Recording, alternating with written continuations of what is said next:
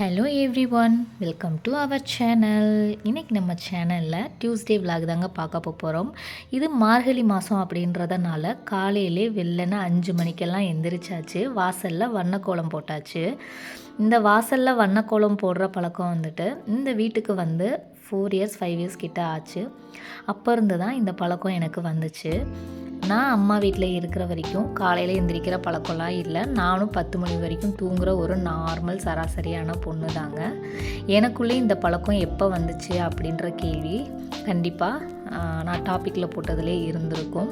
நான் இந்த வீடியோவில் கண்டிப்பாக சொல்கிறேன். எனக்குள்ளே காலை எழுந்திருக்கிற பழக்கம் எப்படி வந்துச்சு, ஏன் வந்துச்சு அப்படின்றையும் சுவாரஸ்யமான தகவல்களையும் நான் அதில் கொடுக்க போகிறேன். வீடியோவை ஸ்கிப் பண்ணாமல் பாருங்கள். நம்ம சேனலில் கண்டிப்பாக சப்போர்ட் பண்ணுங்கள். வீடியோ பிடிச்சிருந்தா கண்டிப்பாக லைக் போடுங்க. அன்னைக்கு டியூஸ்டே அப்படிங்கிறதுனால காலையிலே வந்து பூஜை வேலைகள் எல்லாமே முடிஞ்சது. அதுவும் செவ்வாய்க்கிழமைங்கிறதுனால சிறப்பு வழிபாடு வாராகி அம்மனுக்கு எப்பயுமே செய்கிற பழக்கம் இருக்குது. அதனால் நான் வாராகி அம்மன் வந்து பார்த்திங்கன்னா ஒரு 4 வருஷமாக கும்பிட்டுட்ருக்கிறேன். நான் இப்போ பார்த்து ட்ரெண்டிங் பார்த்து அப்படியெல்லாம் நான் கும்பிடலைங்க. நான் 4 வருஷமாக கும்பிட்டுட்ருக்கிறேன். எனக்கு தெரிஞ்ச அளவு சாமி பக்தினா என்னவோ ஆன்மீகம்னா என்னவோ அதை வச்சு தான் நான் சாமி கும்பிட்டுட்ருக்கிறேன். எனக்கு ரொம்ப பெருசாலாம் ஆன்மீகம் பற்றி தெரியாது. நான் அரளிப்பூ இந்த மாதிரிக்க வச்சு ஒரு சின்ன நெய்வேத்தியம் ஏதாவது சாப்பிட்றதுக்கு என்னால் முடிஞ்சது வீட்டிலே செஞ்சு ஏதாவது சத்து மாவு இந்த மாதிரி வச்சு இது பண்ணுவேன். பழங்கள் வைப்பேன். இந்த மாதிரி வச்சு தான் நான் வழிபாடு செய்வேன். எனக்கு டவுட்டான விஷயங்களில் நான் யூடியூப் பார்த்து தான் நான் கற்றுக்குருவேன். நிறையா பேர் வந்து கேட்குறாங்க, விக்கிரகம் வச்சு கும்பிடலாமா என்ன அப்படின்றதெல்லாம் கேட்குறாங்க. எனக்கு அது வந்து சரியாக தெரியாது. எனக்கு வந்து இது அன்எக்ஸ்பெக்டடாக இந்த விக்கிரகம் வாங்கக்கூடிய ஒரு சூழல் வந்ததுனால வந்து நான் ஒரு வாங்கினேன்.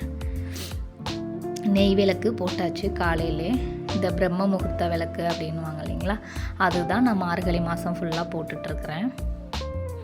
இந்த மாதிரி சாமி கும்பிட்றப்ப மனநிறைவு ரொம்பவே நிம்மதியாக இருக்குதுன்றனால நான் சாமி கும்பிட்டுட்ருக்கிறேன். அன்றைக்கி காலையில் வந்து பார்த்திங்கன்னா சாம்பார் உருளைக்கிழங்கு வச்சு சிம்பிளான ஒரு சாப்பாடு தான் ப்ரிப்ரேஷன் பண்ணலான்னு நினச்சிட்டு இருந்தேன். நம்ம அதிகாலை எழுகிற பழக்கம் அப்படின்ற டாபிக்குள்ளே இப்போ நான் போகிறேன். நம்மளுக்கு அதிகாலையில் எழுகிறதுனால கிடைக்கிற நன்மைகள் பல கோடி அப்படின்ட்டு சொல்கிறாங்க. நான் வந்துட்டு என்னோடய வாழ்க்கையில் என்ன ஒரு அதிசயம் நடந்துச்சு அப்படிங்கிறதையும் இந்த வீடியோவில் நான் ஷேர் பண்ணுறேன். எனக்கு வந்துட்டு நான் மேரேஜ் ஆன புதுசில் வந்து பார்த்திங்கன்னா காலையில் எழுகிற பழக்கம் கிடையாது. நான் வந்து நார்மலாக ஒரு 7 o'clock 8 o'clock கிட்ட தான் எந்திரிப்பேன். அப்படி எந்திரிக்கும் போது எனக்கு வந்து பார்த்திங்கன்னா வேலைகள் வந்துட்டு நிறைய வேலைகள் வந்து அப்படியே ஸ்டாப் ஆகி போகிற மாதிரிக்கே இருந்துச்சு. நார்மல் ஒன்றும் இல்லை, ஒரு சமைக்கிற விஷயம் கூட என் ஹஸ்பண்ட் வந்துட்டு 12 மணிக்கு வீட்டுக்கு சாப்பிட வருவாங்க அப்படின்னா அந்த டைமில் என்னால் அந்த சமையல் வேலைகளை வந்து செய்ய முடியலை. இதனால் எங்களுக்குள்ளே நிறையா ஸ்ட்ரகிள்ஸ் வர ஆரம்பிச்சிச்சு, பேச்சுவார்த்தைகள் வர ஆரம்பிச்சிச்சு. அது நாளடைவில் ரொம்ப எங்களுக்குள்ளே வந்து சண்டைகள் வந்து வர ஆரம்பிச்சிச்சு. ஸோ நான் வந்து யோசித்தது தான், சரி நம்ம கொஞ்சம் வெள்ளனை எந்திரிச்சு ஒரு வேலைகளை முடிப்போம் அப்படின்னு சொல்லிட்டு நானும் ஸ்டார்டிங் பீரியடில் நிறைய ரீசன் சொன்னேன். நான் குழந்தைய கவனிக்கிறேன், என்னால் வந்து இந்த மாதிரிலாம் செய்ய முடியாது வைக்க முடியாது அப்படின்லாம் நான் சொன்னேன். அப்புறம் நான் என்ன சேஞ்ச் பண்ணிக்கிறணும் அப்படிங்கிறதுக்காக நான் ஒரு 6 மணிக்கு தான் ஃபஸ்ட்டு ஸ்டார்டிங் எந்திரிக்க பழகினேன். அப்படி 6 மணிக்கு எந்திரிச்சு செய்யும் போது குழந்தையும் தூங்குகிற வேலைன்றதுனால என்னோடய வேலைகளை சடசடன்னு என்னால் செய்ய முடிஞ்சிச்சு. இதனால் எனக்கும் என் ஹஸ்பண்டுக்குள்ளேயும் இருக்கிற ஒரு மிஸ் அண்டர்ஸ்டாண்டிங் வந்து சரியாக ஆரம்பிச்சிச்சு. இதனால் இதுதான் ஃபஸ்ட்டு ரீசன். ஹானஸ்ட்டாக சொல்லணுன்னா நான் வேறு எந்த அதிசயமெல்லாம் நான் பார்க்கல. இது ஒன்று தான் ஃபஸ்ட் ரீசன். இந்த மாதிரி நான் ஒன்றா செய்ய வந்துட்டு எனக்குள்ளே வந்துட்டு நிறைய பண்ணணும், செல்ஃப் மோட்டிவேஷனாக ஆக ஆரம்பிச்சிச்சு. நான் ஃப்ரீ டைமில் நிறையா கற்றுக்கிற ஆரம்பித்தேன். இந்த மாதிரி வீடை ஆர்கனைஸ் பண்ணுறது, இந்த மாதிரிக்கு ஒரு பொருளை வந்து அலங்காரப்படுத்தி வைக்கிறது, இந்த மாதிரி எனக்குள்ளே இருக்க திறமைகள் வந்து எனக்கு கொஞ்சம் கொஞ்சமாக வெளியில் வர ஆரம்பிச்சிச்சு. ஏன்னா நம்ம காலையிலே வேலைகள் முடிச்சிடுறோம் அப்படின்றதுனால பகல் டைமில் நம்ம சும்மா இருப்போம் இல்லைங்களா, அப்போ வந்து நான் பாட்டில் ஆர்ட்டு, இந்த படம் வரைகிறது இந்த மாதிரி நான் ஆரம்பித்தேன். இந்த மாதிரி ஆரம்பித்ததில் எனக்கு கிடைச்ச ஒரு பரிசு தான் இந்த மெஹந்தி பிஸ்னஸ்ஸு. அதனால் நம்மளுக்கு காலை பொழுதில் எந்திரிக்கும் போது நம்ம மூளைகள் வந்து நல்ல செல்ஃப் மோட்டிவேஷன் கொடுக்குற மாதிரியும் நம்ம வாழ்க்கையில் முன்னேறதுக்கான வழிகளை வந்து வழிவகுத்து கொடுக்கும் அப்படின்னு சயின்டிஃபிக் ரீசன்ஸ் சொல்லுது. ஸோ காலையில் எந்திரிக்கிறதுனால கிடைக்கிற பரிசு இது ஒன்று மட்டும்தாங்க. நம்மளோட செயல்திறன் ஆற்றல் வந்துட்டு நல்லா இருக்கும் அப்படின்னு சொல்கிறாங்க. ஸோ கண்டிப்பாக நீங்களும் இதை ட்ரை பண்ணி பாருங்கள். நீங்கள் ரொம்ப லேட்டாக எந்திரிக்கிற ஆளாக இருந்தால் உங்களுக்கு நீங்கள் எந்திரிக்கிற டயத்தில் இருந்து ஒரு மணி நேரம் முன்னாடி வச்சுருந்து எந்திரிச்சு பாருங்கள்.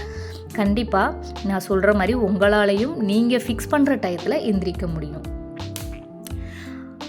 சரி, இது உங்களுக்கு ரொம்ப யூஸ்ஃபுல்லாக இருக்கும் அப்படின்னு நினைக்கிறேன். நீங்கள் கண்டிப்பாக ட்ரை பண்ணி பாருங்கள். சரி, வீடியோவில் நான் காலையில் பிரேக்ஃபாஸ்ட்டுக்கு வந்துட்டு குழந்தைங்களுக்கு சத்து மாவு கஞ்சி தான் ப்ரிப்பேர் பண்ணியிருந்தேன். இந்த சத்து மாவு கஞ்சி காலையில் கொஞ்சம் வயிற்றுக்கு ஃபுல்ஃபில்லாக இருக்கும் அப்படின்றதுனால களி ஊற போடலாம்னு நினச்சேன். நான் கொஞ்சம் மறந்துட்டேன். எனக்கு சாமி பூஜை வேலைகள் இருந்ததுன்றதுனால நான் மறந்துட்டேன். ஸோ சத்து மாவு களி மாதிரி கிண்டி கொடுத்துருவோம், கொஞ்சம் நல்லெண்ணெய் விட்டு நாட்டு சக்கரை போட்டு கொடுத்தோன்னா பசங்க சாப்பிட்டுக்குருவாங்க அப்படின்னு சொல்லிட்டு நான் சத்து மாவு கஞ்சி தான் ரெடி பண்ணிகிட்டு இருந்தேன். சத்து மாவு கஞ்சி கொடுக்கறதுனால பிள்ளைகளுக்கு உடல் வலிமையாகவும் இருக்கும். அவங்களுக்கு தேவையான ப்ரோட்டீன்ஸ் எல்லாமே இந்த ஒரு ஷேக்கில் கிடைக்கும் அப்படின்றதுனால நான் வாரத்தில் 2 டைம்ஸ் வந்துட்டு, அதுவும் இல்லாமல் ஈவினிங் ஸ்நாக்குமே வந்துட்டு நான் இந்த மாதிரி கொழுக்கட்டை, புட்டு இந்த மாதிரி சத்து மாவு வச்சு பண்ணி கொடுப்பேன். இது சத்து மாவு வந்து என்னுடைய சின்ன பையன் வந்து அங்கன்வாடி போகிறதுனால அங்கே கொடுப்பாங்க அவனுக்கு. அந்த இஷ்யூ பேக்கெட்டை வச்சு நான் இந்த மாதிரி மேக் பண்ணி கொடுப்பேன். முள்ளங்கி சாம்பார் வந்துட்டு நான் சாம்பார் வந்துட்டு ஒரே தான் வந்து குக்கரில் வச்சு ஒரே 2-3 விசில் வச்சு தான் இது பண்ணுவேன். நான் தனித்தனியாக வந்து எல்லோரும் பண்ணுற மாதிரி ஃபஸ்ட்டு பருப்பு வேக வச்சுட்டு அடுத்து காய் வதக்கிட்டு இந்த மாதிரி நான் காலையில் செய்ய மாட்டேன். ஏன்னா நான் கொஞ்சமான குவான்டிட்டி தான் செய்வேன் அப்படின்றதுனால நான் வந்து ஒரே தான் குக்கரில் வந்து 3-4 விசில் வச்சுட்டு இதை ரெடி பண்ணிடுவேன். தக்காளி வெங்காயம் அதை மட்டும் லேசாக வதக்கிட்டு இந்த மாதிரி குக்கரில் போட்டுட்டு சாம்பார் வந்து ரெடி பண்ணிடுவேன். என்னுடைய அதிகாலை பொழுது எல்லாமே இது வந்து பார்த்திங்கன்னா ஒரு 7 கிட்ட எல்லாமே ஒர்க் ஃபுல்லாமே முடிஞ்சிடும். மதியான வேலைகள் பார்த்தீங்கன்னா நான் நிறையாவே ஃப்ரீயாகவே தான் இருப்பேன். அந்த ஃப்ரீ டைமில் நான் என்னென்ன ஒர்க்லாம் அப்படி செய்வேன்னு பார்த்தீங்கன்னா, அந்த ஆர்கனைசிங் ஐட்டம்ஸ்லாம் வச்சுருப்பேன் இல்லைங்களா, அது எல்லாமே க்ளீன் பண்ணுற வேலை, ஏதாவது எக்ஸ்ட்ரா கரிக்குலர் தான் கண்டிப்பாக நான் செய்வேன். எனக்கு இந்த ஹிந்தி படிக்கிறது, இந்த மாதிரி பிள்ளைங்களுக்கு வந்து எந்த மாதிரி சொல்லிக் கொடுக்கலாம் அப்படின்னு சொல்லி டேபிள் சார்ட் இருக்குங்களா, அதை அழிச்சிட்டு அவனோட ஆக்டிவிட்டீஸ் டேவை வந்து டே ஒர்க்கை வந்து நான் மாற்றி எழுதுவேன். அதே மாதிரி நெக்ஸ்ட் டே டூ பிளான் இருக்கும் இல்லைங்களா, அதை வந்து பிளான் பண்ணி வைப்பேன். என்னுடைய பகல் வேலைகள் ஏதாவது இந்த ரேஷன் கடைக்கு போகிற வேலைகள், வெளியில் வந்து இந்த க்ரோசரி ஐட்டம் வாங்க வேண்டிய வேலைகள் இதெல்லாம் இருந்துச்சுன்னா நான் மதியம் அந்த வேலைகள்லாம் முடித்ததுக்கப்புறம் ஒரு 10 மணி போல் வெளியில் போயிட்டு இந்த மாதிரி ஒரு வீட்டுக்கு வந்ததும் ஏதாவது டீ டைமு, ஏதாவது ஜூஸ் எடுத்துக்கிறது, இந்த மாதிரி ஃப்ரெஷ் ஜூஸ் எடுத்துக்கிறது, நெல்லிக்காய் ஜூஸு, வாட்டர்மெலனு இந்த மாதிரி எடுத்துக்கிறேன். கொஞ்சம் ஒரு சில டைம் வந்துட்டு நான் ஒர்க் அவுட் செஷனில் இருக்கும் போது ஏதாவது எனக்கு தெரிஞ்ச ஒர்க் அவுட்ஸு யூடியூப்பில் போட்டுட்டு அதை டிவியில் கனெக்ட் பண்ணி விட்டு ஒர்க் அவுட்ஸு இந்த மாதிரி ஏதாவது நான் செய்வேன்.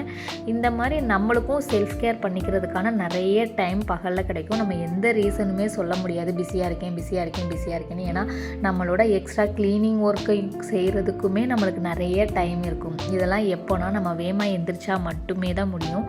நீங்கள் லேட்டாக எந்திரிச்சிங்கன்னா நான் சொல்கிற ஒர்க்கெல்லாம் கண்டிப்பாக பண்ண முடியாது. நீங்கள் சமைக்கிறதுக்கே 12 மணி 1 மணிக்கிட்ட ஆயிரும். அடுத்து நார்மலாக துணி துவைக்கிறது, வீடு பெருக்கிறது, இது அதுன்னு சொல்லிட்டு 3 மணி வரைக்கும் ஆயிரும். 3 மணிக்கு அப்புறம் வந்து பார்த்தீங்கன்னா உங்களுக்கு ரெஸ்ட் எடுக்க என்னவும் எதுக்குமே உங்களுக்கு டயர் இருக்காது. பிள்ளைங்க அடுத்து ஈவினிங் வந்துடுவாங்க. ஈவினிங் வரவும் அவங்களுக்கு நீங்கள் இப்போ என்ன ஸ்நாக் ரெடி பண்ணுறதோ வைக்கிறதோ இப்படி தான் உங்கள் டே வந்து போயிட்டே இருக்கும்.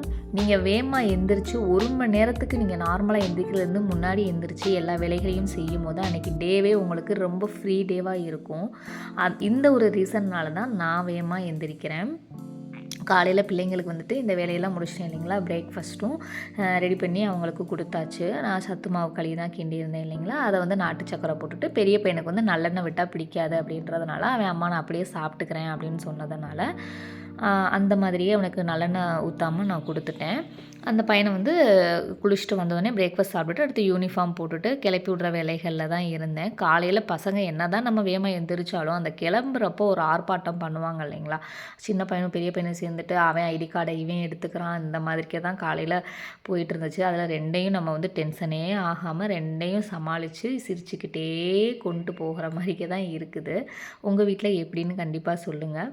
எங்கள் வீட்டில் சின்னவர் தான் ரொம்ப வாழ்த்தனம் பண்ணுவார், பெரியவர் சமத்து சொன்னதெல்லாம் கேட்டுக்கிருவார். சாம்பாரும் ரெடி ஆயிடுச்சு. தாளிச்சது ஊற்றுனதுக்கப்புறம் டிஃபன் பாக்ஸில் பேக் பண்ணுற வேலைகள் பார்த்தாச்சு. என் பையன் வந்துட்டு வெரைட்டி ரைஸ் வந்து அவ்வளவா விரும்ப மாட்டேங்கிறான். அவன் ஒரு குழம்பு, ஒரு காய் இந்த மாதிரி தான் வேணும் அப்படிங்கிறான். வெரைட்டி ரைஸ்ன்னு வந்து பார்த்திங்கன்னா, ஒரு சில ஐட்டம்ஸ் இருக்குது அவனுக்கு பிடிக்கிற ஐட்டம் அப்படின்னு சொல்லிட்டு. இந்த காளான் biryani, veg biryani, tomato rice, அப்புறமேலு பொட்டேட்டோ ஃப்ரை பண்ணி அதை கிளறி கொடுக்குறது. இந்த மாதிரி ஐட்டம்ஸ்லாம் இவருக்கு ரொம்ப பிடிக்கும். அன்றைக்கி வந்து சாம்பார், உருளைக்கிழங்கு அப்படின்றனால இவருக்கு இது பிடிச்ச காம்பினேஷன்றதுனால நான் கொஞ்சம் எக்ஸ்ட்ரா குவான்டிட்டியாக தான் வச்சுருந்தேன் அவருக்கு. உருளைக்கிழங்கு எல்லா பசங்களும் விரும்பி சாப்பிடுவாங்க இல்லைங்களா, அதனால் கொஞ்சம் எக்ஸ்ட்ரா தான் நான் வச்சுருந்தேன். ஏன்னா ஃப்ரெண்ட்ஸுக்கும் அவன் ஷேர் பண்ணி சாப்பிடுவான் இல்லைங்களா, அதனால் கொஞ்சம் எக்ஸ்ட்ரா தான் நான் வச்சு விட்டுருந்தேன். ஒரு 8:10க்கு எல்லாமே நாங்கள் வீட்டிலேருந்து அவுட் ஆகிட்டோம் அவனை ஸ்கூலில் விடுறதுக்காக.